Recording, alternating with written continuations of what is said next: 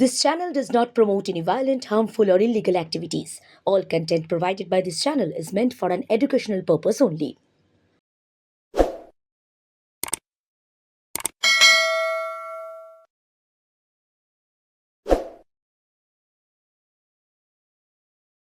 বিশ্ব বাংলা সংবাদ প্লাসে আমি অভিজিৎ আর আমার সঙ্গে রয়েছে মনীষ কীর্তনী, আমার সহকর্মী এবং সাংবাদিক মনীষ কীর্তনী। আমরা আজকে যে বিষয়টি এনেছি একদম টাটকা বিষয়। আজকে যে বিষয় নিয়ে আলোচনা করব এটা হচ্ছে বহু চর্চিত, বহু বিতর্কিত এবং রাজনীতির ময়দান যে বিষয়টিকে কেন্দ্র করে রীতিমতো উত্তাল।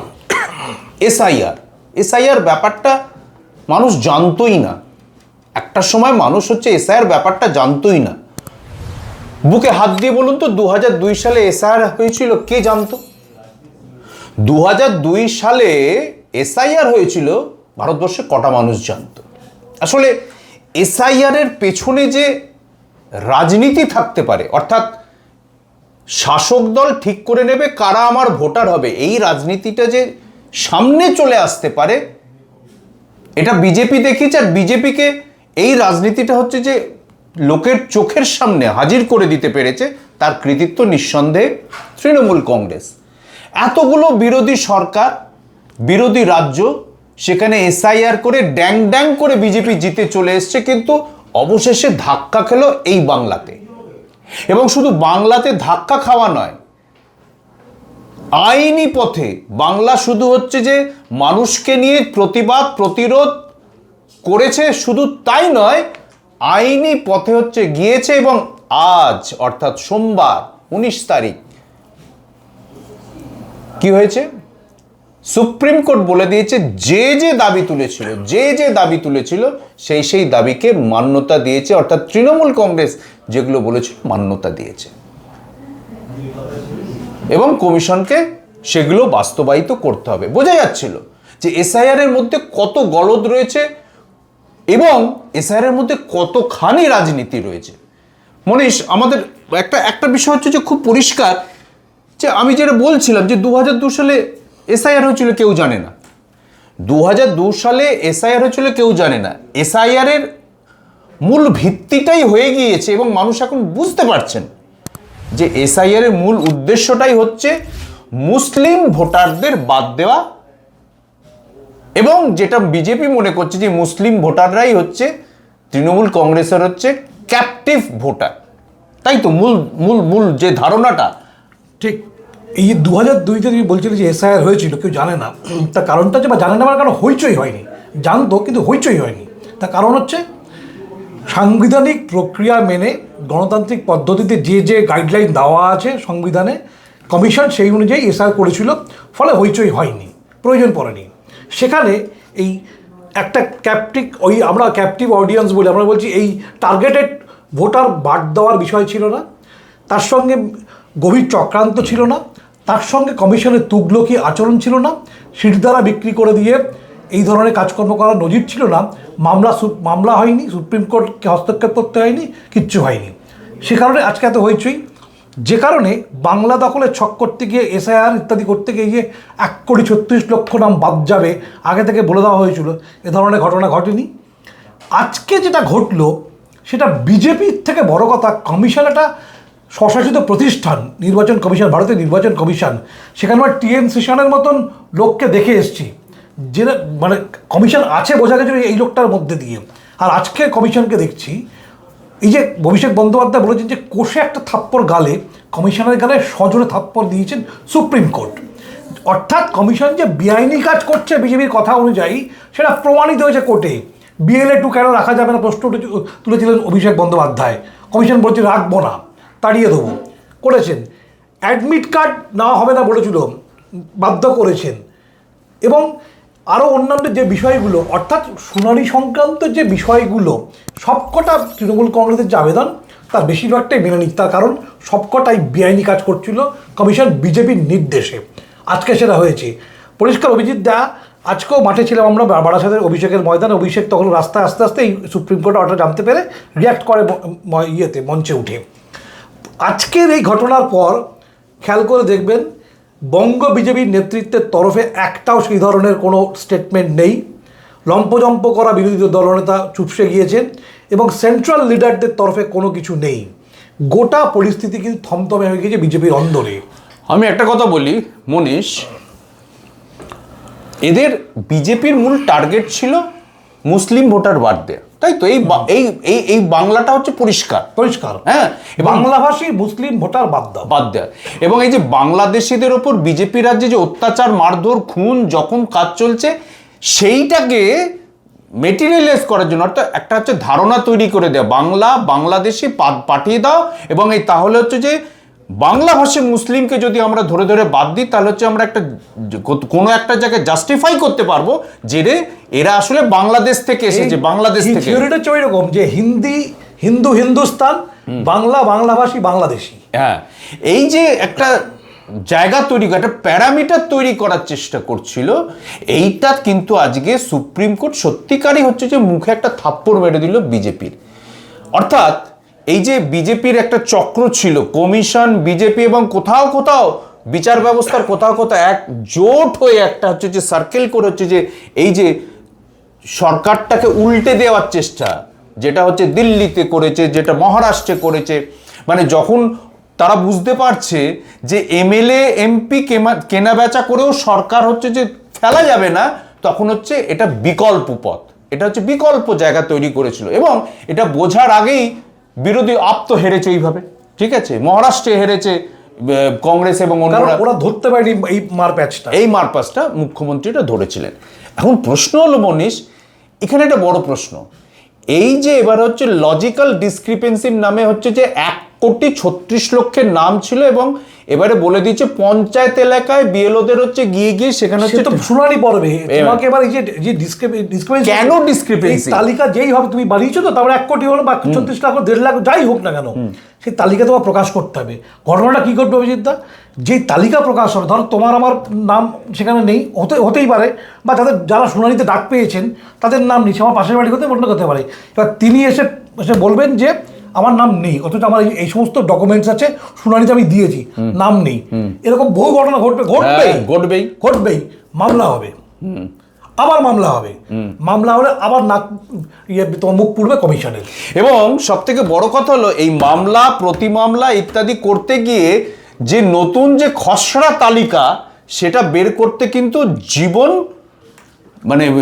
মানে বাজি রাখার বিষয় হয়ে যাবে। এখানে একটা টুইস্ট আছে।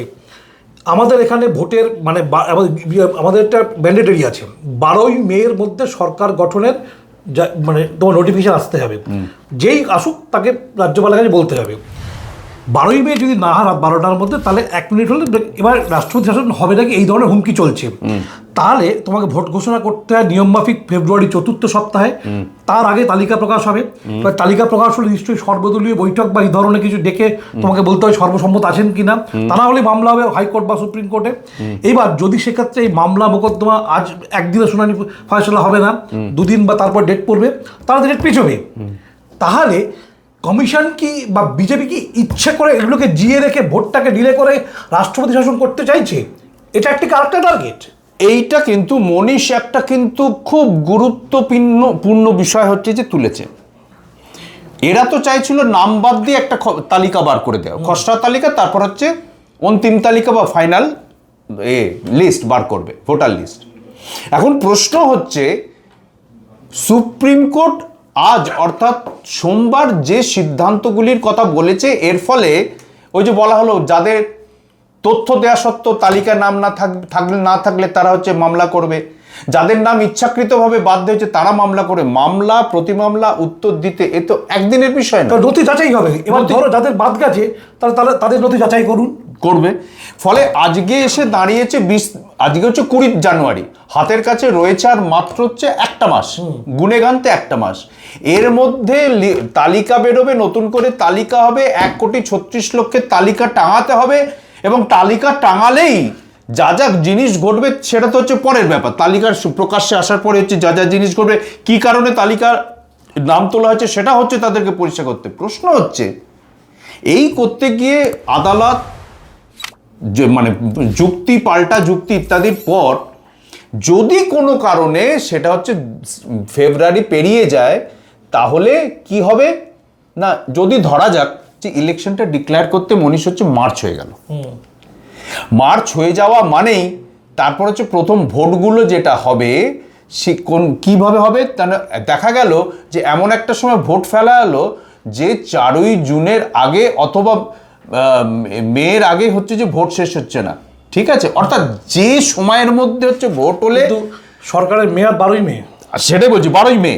এবারে 4ই জুন হচ্ছে যে সরকার তৈরি করতে হবে, ঠিক আছে, 12ই মের মধ্যে হচ্ছে যে ভোট হচ্ছে যে শেষ হচ্ছে না বা হলো না, তাহলে সেই ভোটটা কার আন্ডার হবে, নিয়ম মতো রাষ্ট্রপতি শাসনে। এই যে হচ্ছে যে প্রশ্নটা তুলে দেওয়া, তার মানে কি রাষ্ট্রপতি শাসনে করে কিছু একটা করতে চাইছে বিজেপি, একটা অসৎ উদ্দেশ্য রয়েছে? মনীষ, কি মনে হচ্ছে? এটা দুটো দিক আছে, কিন্তু একদিকে হচ্ছে নামবাদ দেওয়া, একদিকে ডিলে করতে করতে এই জায়গায় নিয়ে যায় যাতে রাষ্ট্রপতি রাষ্ট্রপতি বাধ্য হয়। আমরা গভর্নমেন্টের অ্যাডমিনিস্ট্রেশনটাকে পুরো হাতে নিয়ে কমিশনকে দিয়ে বসিয়ে দিয়ে আর্মি নামিয়ে দিয়ে, মানে প্যারামিলিটারি ফোর্স, সেন্ট্রাল ফোর্স নামিয়ে দিয়ে আমি গোটাটাকে মেশিনারিটাকে বসিয়ে দিয়ে ভোটটা করে বেরিয়ে চলে যাবো। দুটো টার্গেট আছে কিন্তু। আর কেউ যদি মনে করে থাকেন যে বিজেপি জানে না যে এটা নিয়ে মামলা হবে এবং 1 তারিখে প্রকাশমেন্ট হবে, সে মূর্খের স্বর্গে বাস করছে। বিজেপি প্রথম থেকে জানতো এটা নিয়ে গণ্ডগোল হবে, গণ্ডগোল আসবে ইত্যাদি। এই গেম প্ল্যান যখন করা হয়েছে, কারণ এরা বিহার এবং দিল্লি এগুলোতে করে এসছে, এই অভিজ্ঞতা আছে, বাংলার প্রতিবাদ এটা ভেরি মাচ জানতো যে মমতা ব্যানার্জি প্রতিবাদ করবেন। কিন্তু তার সঙ্গে এই গেম প্ল্যান আপনি খেয়াল করে দেখবেন, শুভেন্দু অধিকারী বারবার বলছে 12ই মে রাত 12টার 1 মিনিট বেজে গেলে যদি নির্বাচনের এদিক ওদিক না হয়, তাহলে রাষ্ট্রপতি শাসনে কেউ ঠেকাতে পারবে না। কেন বলছেন? তার মানে তার সঙ্গে কি কমিশনের কথা হয়েছে, তার নেতাদের সঙ্গে কমিশনের কথা হয়েছে? গেম প্ল্যানটা তো আগে ছকা হয়েছে। পরিষ্কার হিসেব, চারিদিক থেকে বাংলাকে ঘিরে ফেলার ছক হয়েছে। নাম বাদ দাও, গণ্ডগোল হবে, মামলা হবে, ডিলে হবে, ভোটটা করবো না। আর একটা খেলা আছে, ভোটটা না হোক, এটাও টার্গেট আছে। সময় ভোট না হওয়া, এটাও টার্গেটে আছে। না মনে, সেখানে একটা ব্যাপার আছে। এবারে আমার প্রশ্ন হচ্ছে যে যদি কোনো কারণে এই পরিস্থিতির একটা দাঁড়ায়, ধরা যাক কেউ বলছে দু লপ্তে, কেউ হচ্ছে 3টে, আর আমরা তো 8 দফা ভোটও দেখেছি, ঠিক আছে, সেটা তো পরের কথা, কোভিডের মধ্যে। এখন প্রশ্ন হলো, যদি কোনো কারণে সেরকম পরিস্থিতি হয়, তখন সেক্ষেত্রে হচ্ছে 1 দফা কি 2 দফায় ভোট করে দিতে হবে। কারণ তোমার মনে, আমি তোমাকে বলে দিচ্ছি, গত 2 সপ্তাহ আগে এখানকার সিইও যিনি এখানকার সিইও এবং এখানকার দপ্তরের লোকজন নির্বাচন কমিশনকে জানিয়ে দিয়েছে তারা 1 দফায় বাংলায় ভোট করতে প্রস্তুত। কেন করেছেন? আপনি করোনার সময় 8 দফায় ভোট করেছেন, তাহলে 1 দফার জন্য কেন প্রস্তুত গিয়েছেন?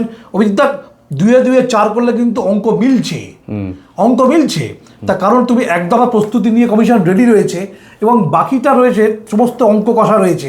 তারপর সব দিক থেকে কিন্তু এইদিকে গড়াচ্ছে গোটা বিষয়টা। তার মানে আর কোন চক্রান্ত করছে কমিশন এবং বিজেপি হাতে হাত মিলিয়ে? আরও কি কোনো চক্রান্ত করছে? বাংলায় ভোটটাকে 1 দফায় করতে কেন চাইছে? যেখানে হচ্ছে কোভিডের মধ্যে হচ্ছে যে 7 দফা 8 দফা ভোট হচ্ছে, তাহলে কেন? ভোটটা কি পিছিয়ে দিতে চাইছে? রাষ্ট্রপতি শাসন, এই প্রশ্ন উঠছে।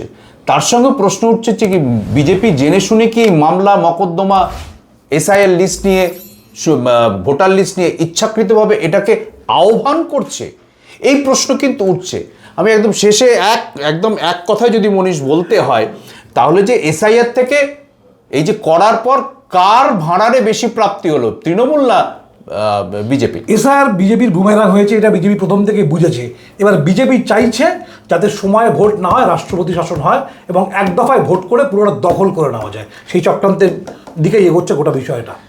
তার মানে এসআইআর এত বিতর্ক, এত কিছু, এবং এসআইআরের জটিলতা থেকে মামলা মকদ্দমা এবং তার পরিপ্রেক্ষিতে কি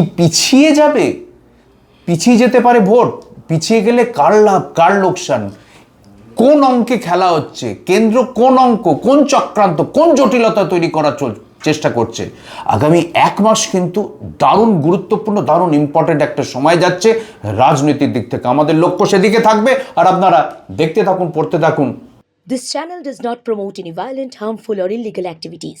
All content provided by this channel is meant for an educational purpose only.